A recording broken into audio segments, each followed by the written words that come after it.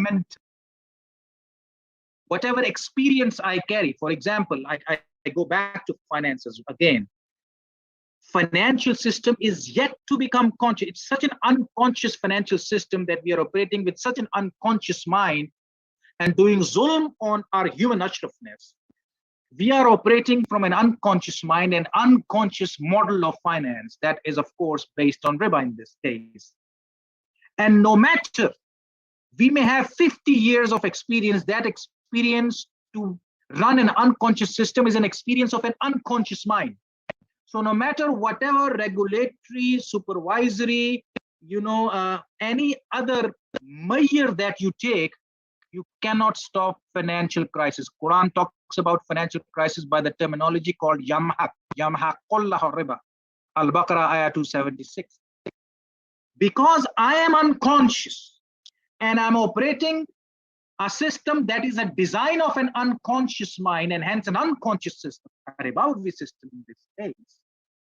No matter how much I would try and no matter how much experience I would try and use, mathematical modeling, scientific modeling, no matter how many Basel 1, Basel 2, Basel 3, even Basel 25, it will not serve the purpose because you are operating in an unconscious state of mind.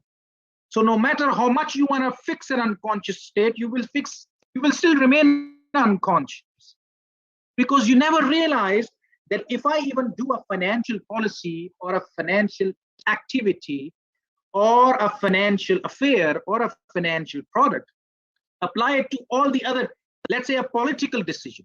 If I take a political decision, if I take, let's say, if I take a political decision of, I want to create, free health service for my people.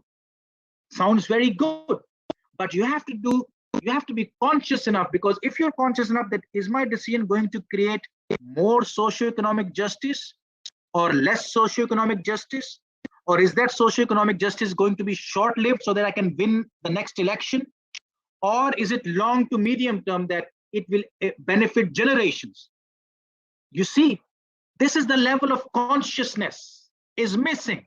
This is why number of our affairs, because they are being created as an outcome of an unconscious mind, results are unconscious. And this is why they contribute to more income inequality, more wealth inequality, more poverty, more hunger, more war, more disputes, more alienation, more whatever is, more corruption.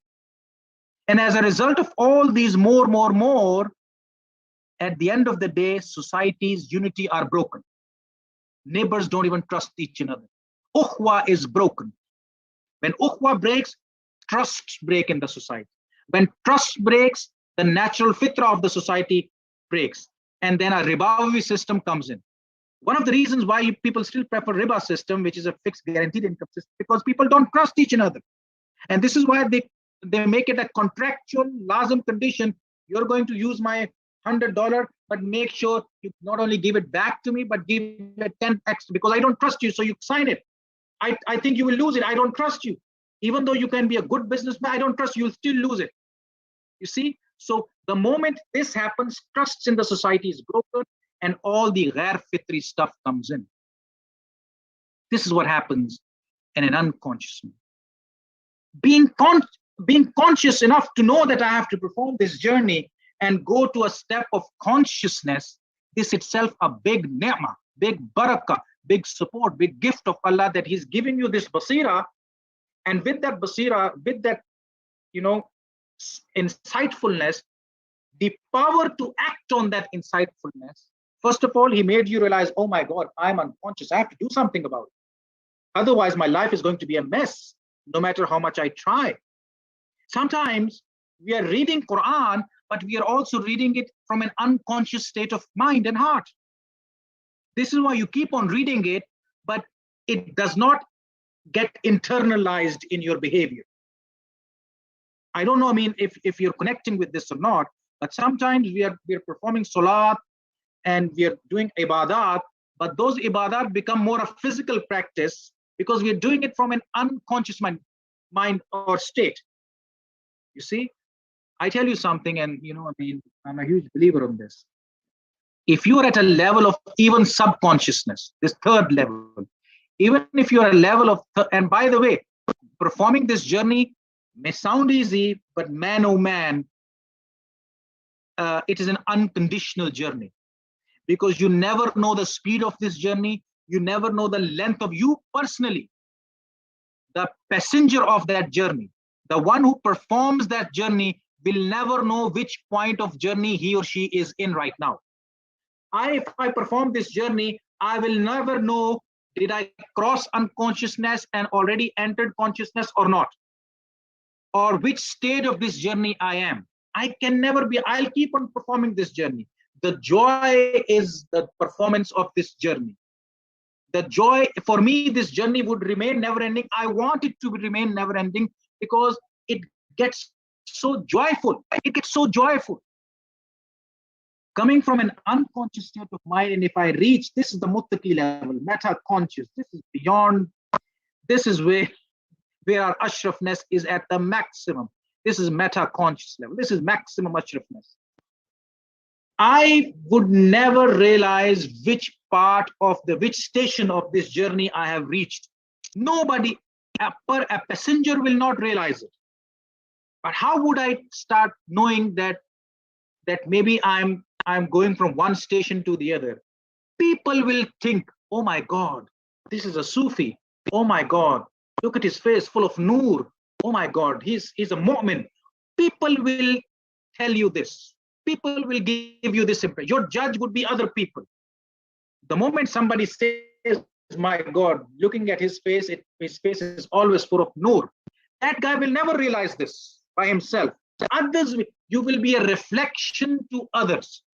Meaning to say, you are influencing others.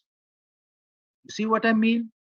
So this process of becoming, this journey of becoming, folks, is so important. So important for me to live my ashrafness. This journey will make me realize that each and every action, be it small or big action, be it I'm a government leader or my leader in my home, even if I'm a child, this consciousness or this journey will graduate me step by step in an unconditional manner. The more I go into this journey, the more stations I cross, the more joy it gives me. And I pray to Allah that this journey never finishes. It's so joyful, so joyful. But to even understand what I'm telling you, folks who are, still finding it hard to understand what is this guy talking about, and this is too philosophical. Oh my God, I don't want to listen to another religious stuff. It's COVID and climate change and falan. You see, so you have to have a certain set of mind to understand all of this. And this is the beauty of this process of becoming. You start from an unconscious state. You reach consciousness where you realize this is why you're here. You start realizing it. Then you go to your subconsciousness. Subconscious mind is when you start doing taqul, tafakkur, tadabbur at a heightened level. Yani, you start thinking what you preach, and it becomes a part of your behavior. And then you start becoming, society starts becoming conscious because of you. Like when I said, oh my God, this is a mu'min. Society respects you. Society looks at you in a different way. You don't know it. When you start influencing other people, you're becoming societal, you're creating societal consciousness. Now, up till societal consciousness, Quran in Al-Imran, I believe, has said, Al-Amru bil Maruf wa Nahy anil Munkar.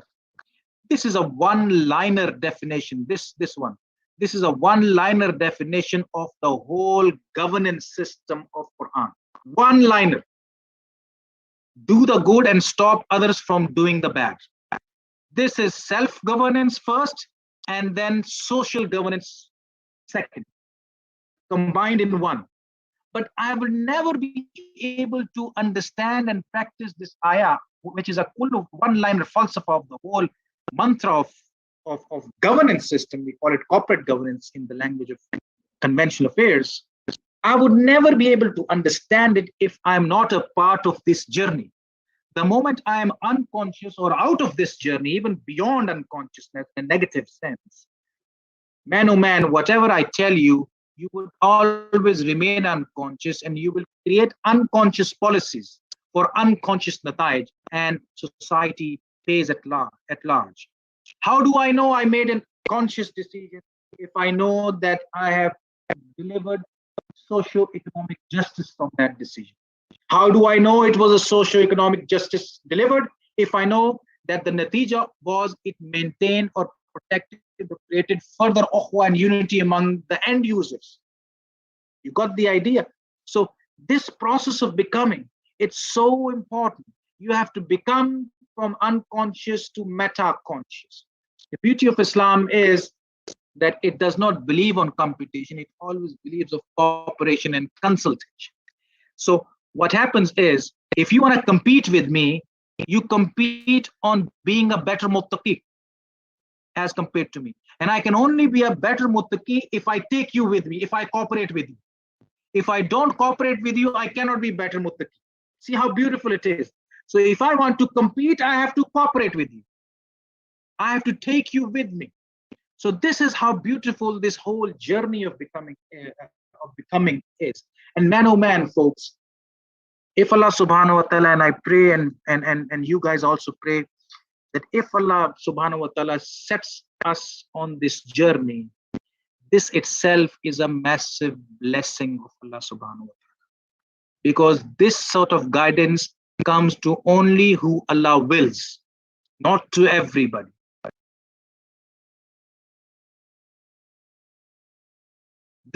Guidance. And this is why, because a conscious mind would realize that my criteria of maintaining unity is that I must be able to create socio-economic justice. You have to understand, it cannot be social justice alone. Social justice alone is nothing, because financial muamalat, economics and finance are linked to social dynamics very tightly. Remember, religion and muamalat, financial muamalat, economics and finance go hand in hand. You cannot separate them. As a matter of fact, I can have no religion, but I still need to involve myself into economics and finance. I need to eat. I need to earn. I can be an atheist. I don't believe on any religion. I don't even believe on Allah or God. But still, I have to involve myself in earning daily livelihood, economics. So economics and deen go hand by hand in humans' life.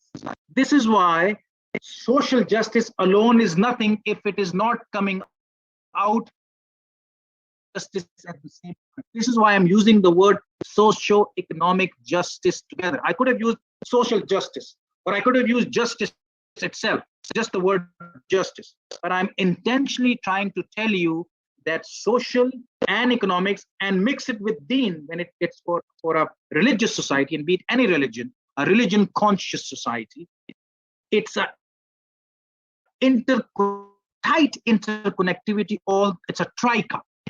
This is a holy trinity. This is a holy trinity where religion is the top tier, and the bottom tiers are social and economic affairs. This trica, this holy trinity, and particularly in Islam, or in any other religion, where religion is the mother point of that trinity, dictating both the social and economic behavior in connectivity. This consciousness creates that justice I want to create.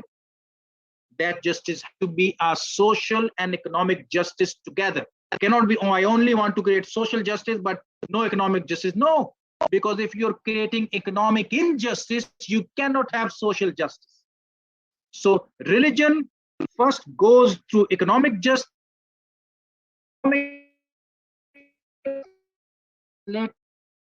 automatically into social justice.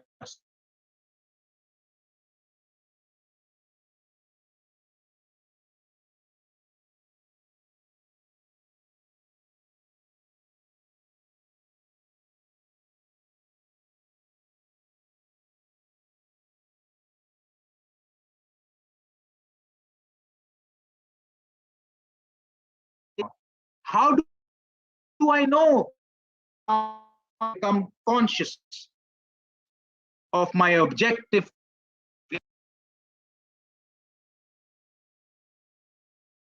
being an ashraf or a khalifa creation, this whole one universe or one creation.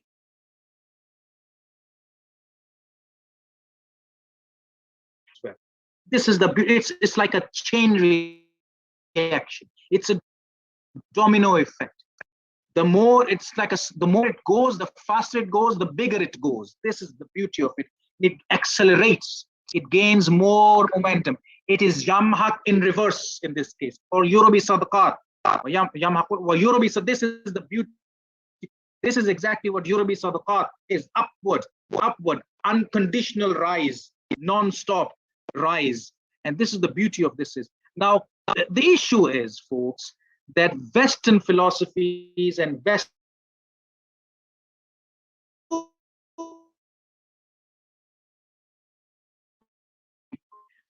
amazing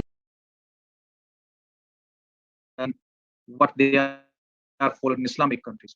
They, in their own state of mind, that are following a certain worldview or background, or they're brought up of their own systems, in their own state of mind, they may keep calling themselves conscious, but let it be for the sake of argument. In their own definition of conscious state of mind, they may be performing their own journey of becoming or process of becoming, but it's their own man-made understanding of a conscious state of mind.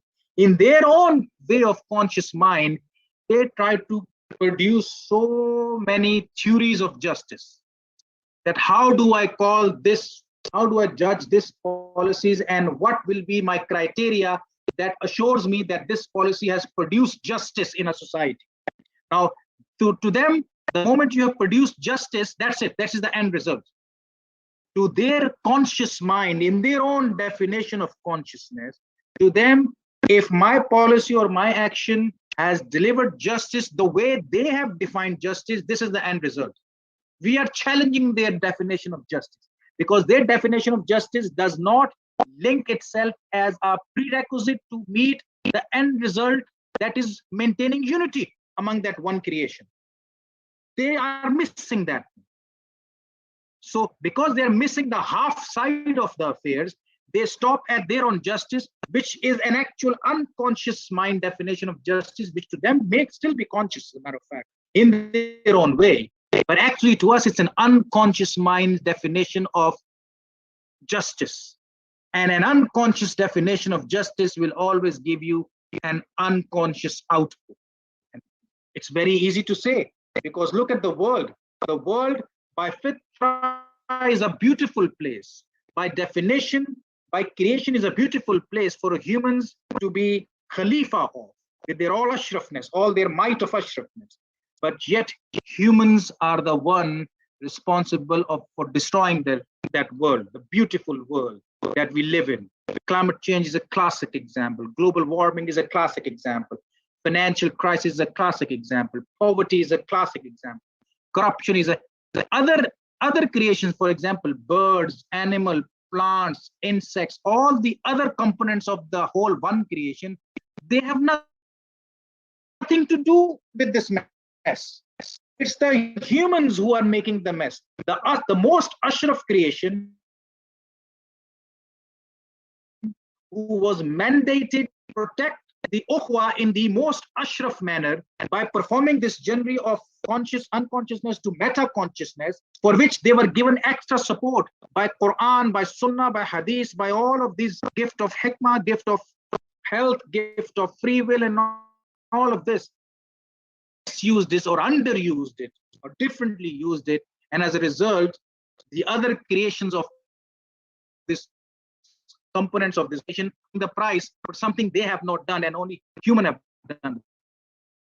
What does plants have? Climate change, for example. What does plants have to do or animals have to do with poverty? You see what I mean over here? So ashraf creation, the khalifa of the creation, because he is unconscious of this journey of becoming, as a result, he must keep on thinking that this is a just decision but because his just criteria or justice criteria or justice creation or what he calls as just is so unconscious, coming from an unconscious state of mind, driven by an unconscious worldview, its sort of end result, the world is becoming a dangerous place to live in. COVID is another case example. So be it the top scholars of the names of Jeremy Bentham, Wilfred Pareto, John Rawls, Nozick, these are some of them are Nobel laureates, James America Sen. Their approach of justice or transforming justice, for it being a criteria to judge if a policy or decision delivered good results or not good results, it's so blurred, it's so unconscious that it is still a work in progress for them.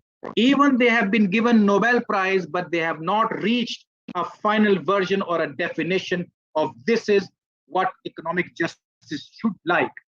For us, anything that creates unity or protects that unity or maintains or increases that unity, that decision must have delivered socio-economic justice better.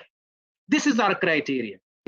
My definition of something being socio and economically just is if it produced more ukhwa in the society or not. Their definition, because they are not concerned in the ukhwa side, hence they are unconscious of that, and hence an unconscious state of mind, and they're not performing that journey of becoming.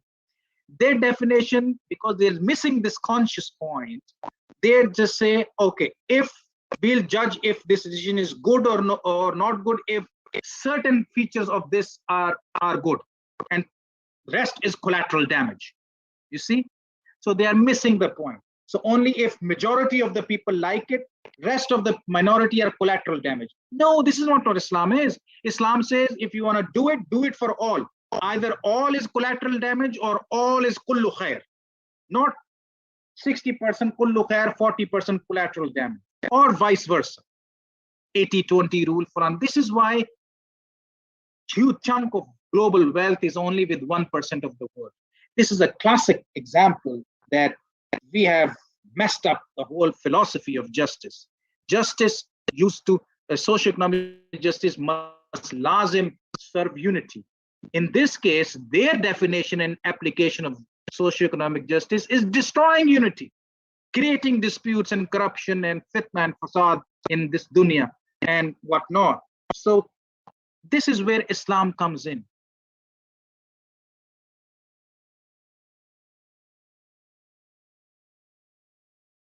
Islam says, I show economic justice.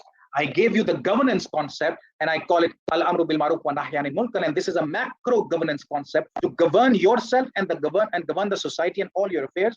But in that governance system that I'm giving you, through that governance system, as being a core part of that governance system, is your socio-economic system or justice system that comes under that al-amru bil ma'ruf wa nahy anil munkar.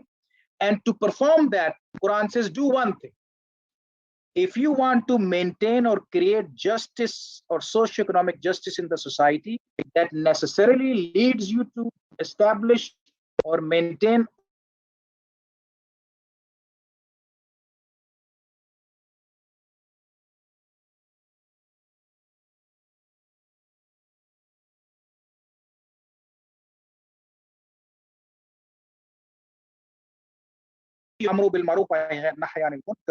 all you need to do to assure socio-economic justice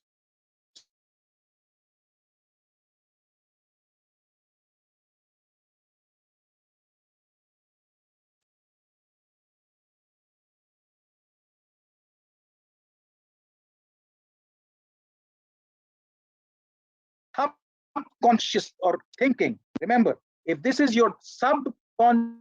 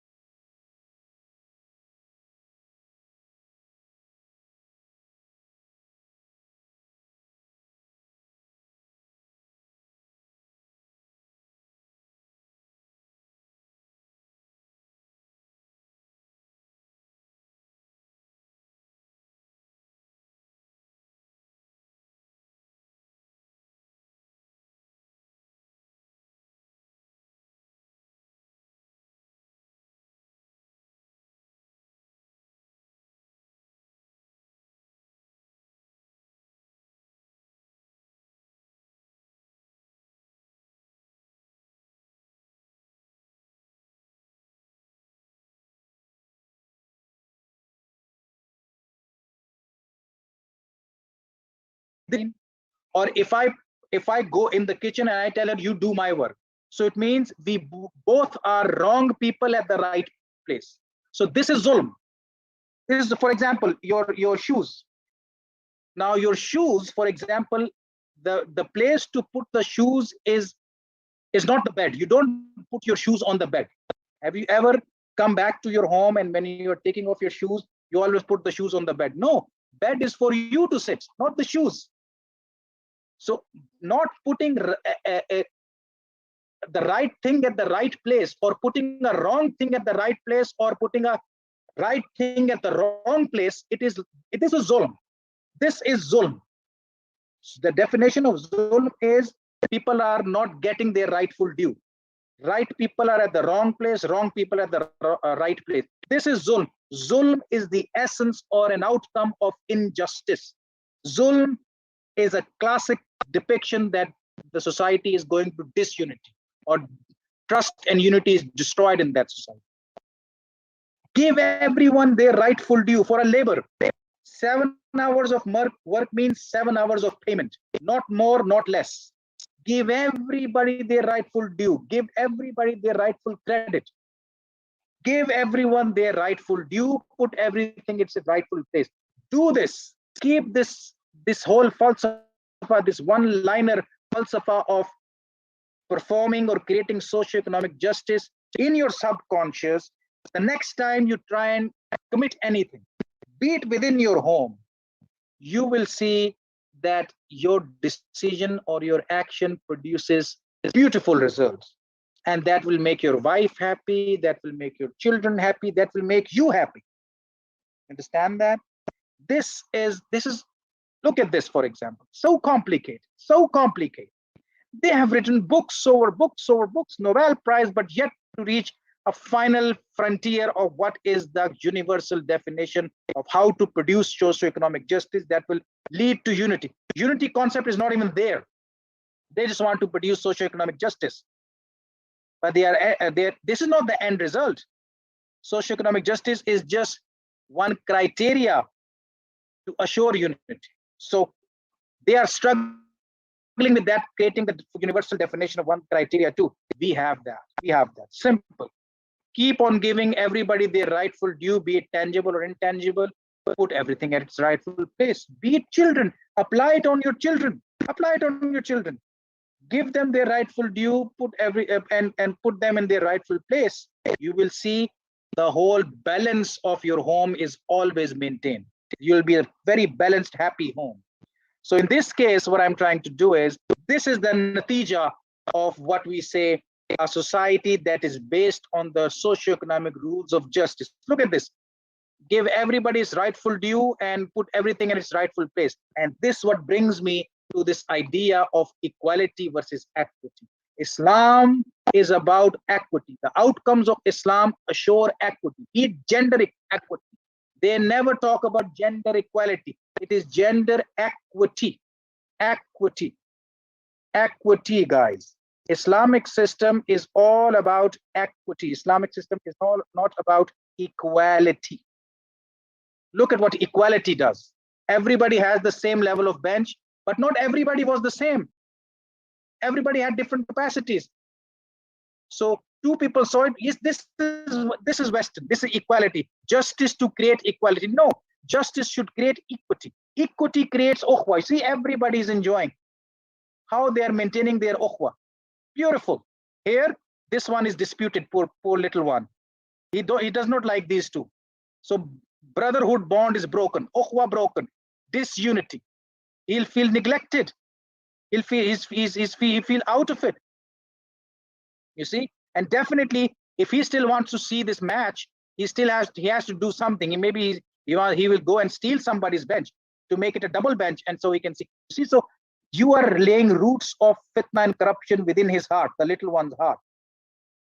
This is what there is nothing called equality in Islam. You're not equal, but Islam says, yet you're not equal, but maintain equity. Equity in the form of justice, not justice and equality, justice and equity, because justice, socio-economic justice, that is delivering equity is going to translate lazim into maintaining and protecting ukhwa and unity, hence a happy society. And this is what a socio-economic justice system is in Islam. This is what it is. Ladies and gentlemen, I thank you very much. I hope that I've given you a chance to go and start thinking about this process of becoming, and I'll be very happy to answer your questions.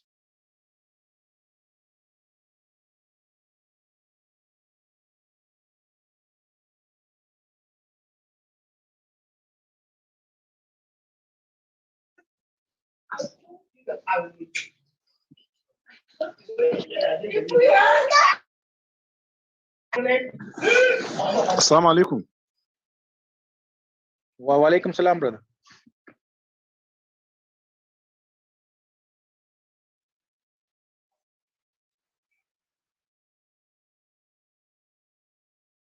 Brother, let's continue.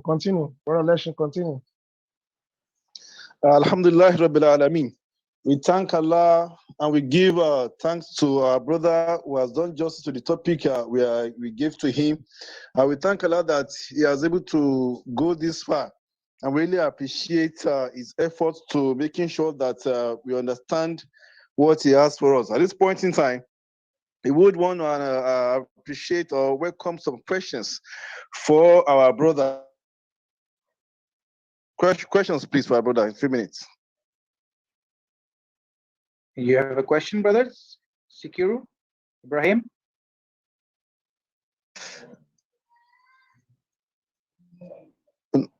I'm trying to ask the audience if they have any question.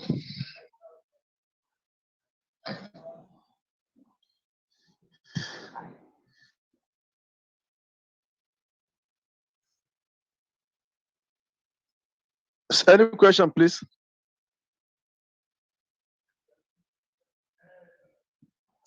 Yeah, okay.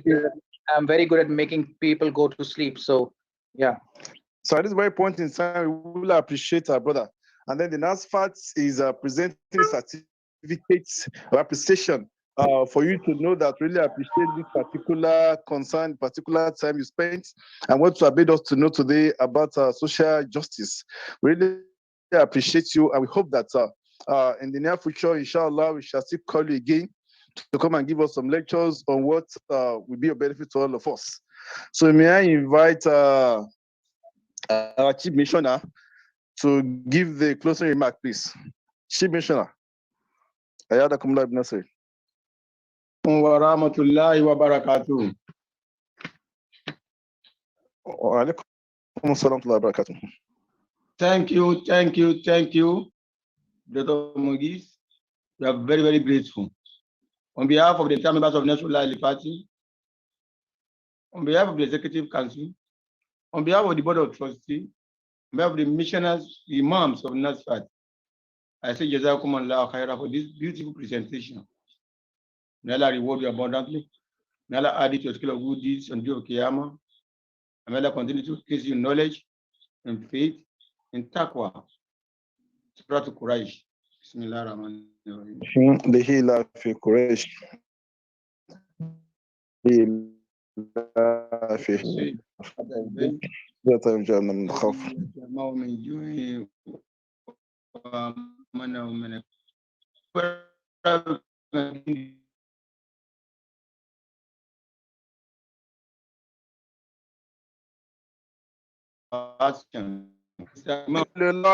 Bismillah, you can answer the question, please, first.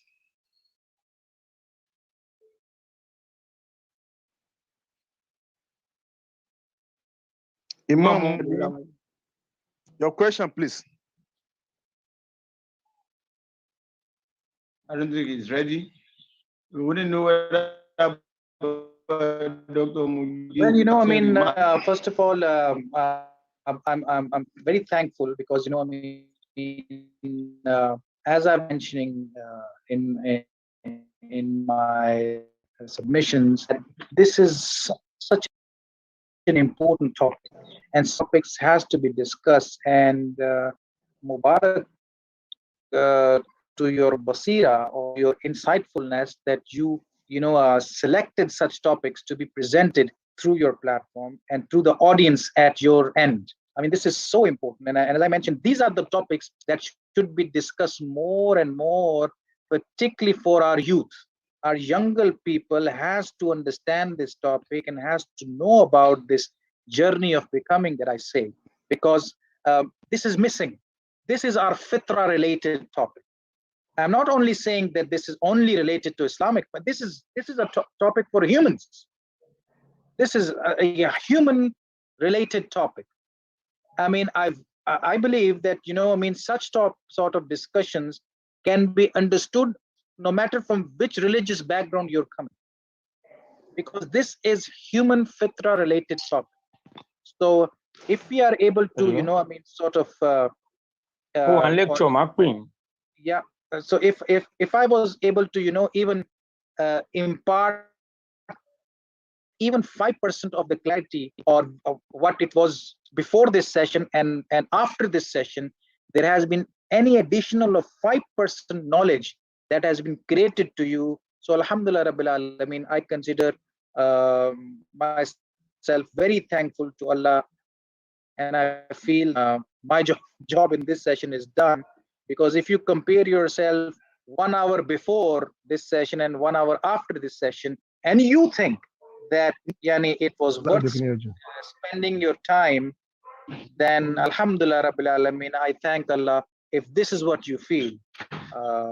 If not, then we'll keep on trying, we'll keep on bombarding, we'll keep on, I mean, making an effort to make sure that, I mean, first of all, at ourselves as an individual, and then sharing it to you, at least securing or trying to secure akhirah, where at least when we meet in the hereafter, at least you guys can witness that Mughith, yes, he was the one who came at our platform and talked about these things. Who knows, that strengthens my case. Thank you so much.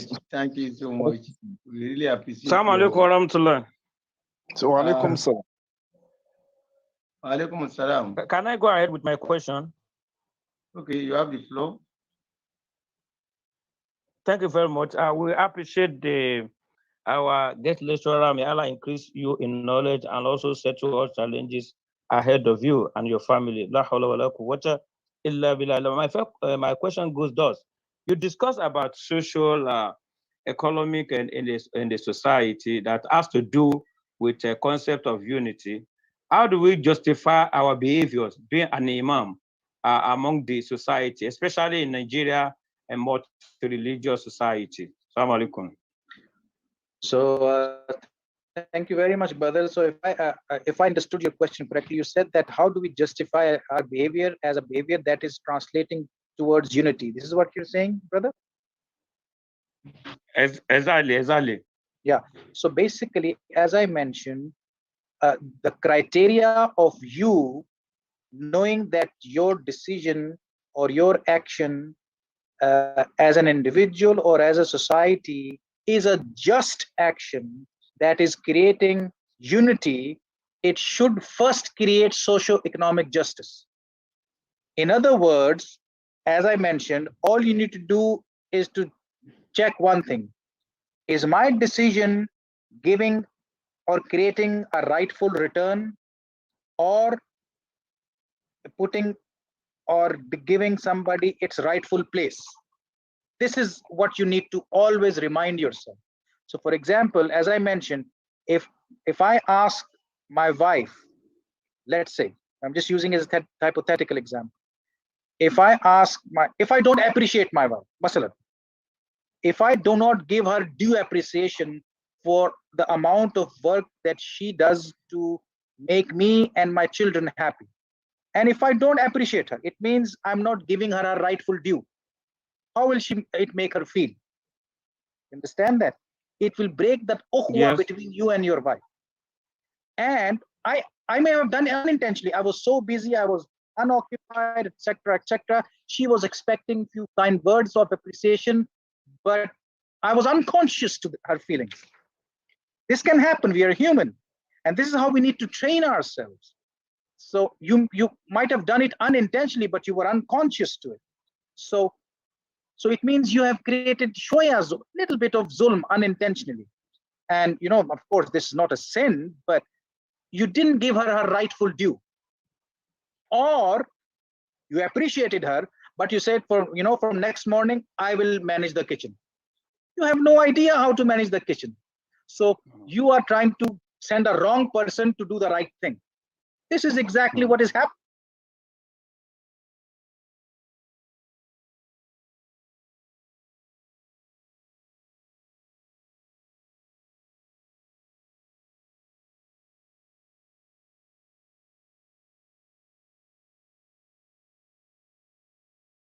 Sitting at a rightful place, or a right person is sitting at a wrongful place, or people are not getting their right due. So this is your criteria, brother. This is your criteria, that whatever you decide, whatever you do as a person, as a leader of your family, or as whatever policy action that you produce, or thinking even, always think, what is going to happen? Is it going to give someone or somebody his or her or its rightful due, directly or indirectly, tangible or non-tangible, monetary or non-monetary, or at the same time, or only is it going to do something wrongful for a rightful thing, or something right but for a wrongful thing, be it a person, place, or a thing? So if the answer to all of this is no, then lazim, you are going to, that action of yours is going to create socio-economic justice, which automatically will protect or create further ukhwa and unity, hence protecting the whole tawheed. You understand the whole process, brother? Exactly. Jazakumullah khairan. Ora Hakim Owolabi.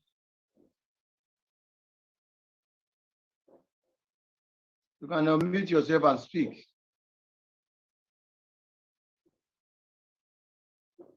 Ora Hakim Owolabi. Okay.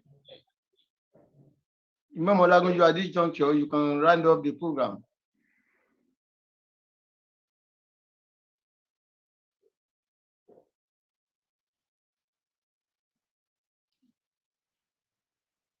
Assalamu alaikum.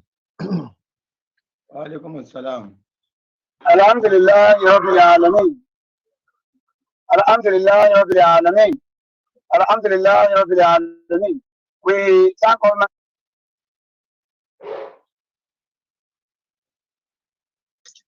again to gain from the wealth of experience of our highly resourceful facilitator. I said earlier that he is a big fish going by his profile. And Alhamdulillah Rabbil Alameen, that he has done justice to the topic given to him, and he has not disappointed us. He has done exactly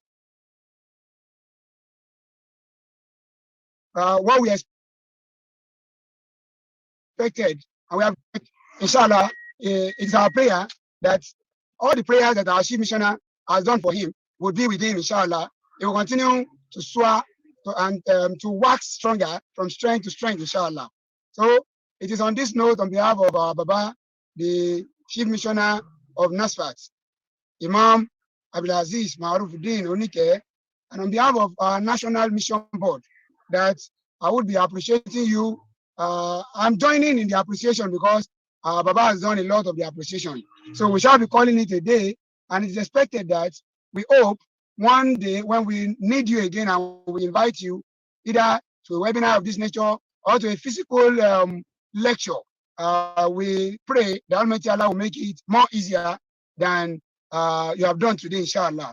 So we shall be calling it a day until next week when we meet again for another edition of our highly educative webinar series. I want to thank each and every one of us for participating in today's webinar. Inshallah, we meet next week. My name is Malam Abdul Ghaffar Adeleye. Assalamu alaikum wa rahmatullahi wa barakatuhu. Alaikum salam. Alaikum assalam wa rahmatullahi wa barakatuh. Thank you for having me, guys. And Thank you so much. Dr. Mogis, thank you so much. Anytime I come to Bahrain, I will try and get in touch with you. Oman. We have a relationship with Discover Islam of Bahrain. I've been there. I spent a week with them.